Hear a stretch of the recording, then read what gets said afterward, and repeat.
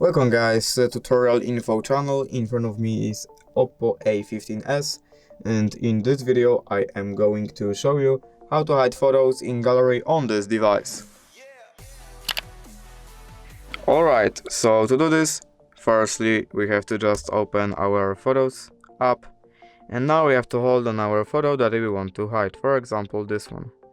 And right here at the bottom we have a set as private icon that we have to click on. Now we have to turn on private save. We have to set a password.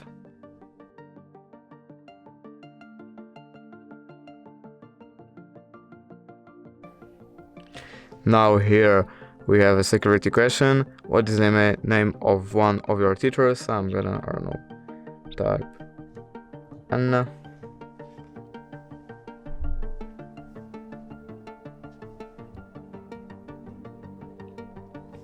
Now we have to click done, allow,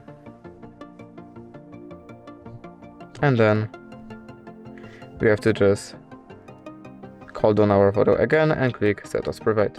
And as you can see now, our photo is hidden. If you did enjoy this video, please leave a like and subscribe. Thank you guys for watching. Bye!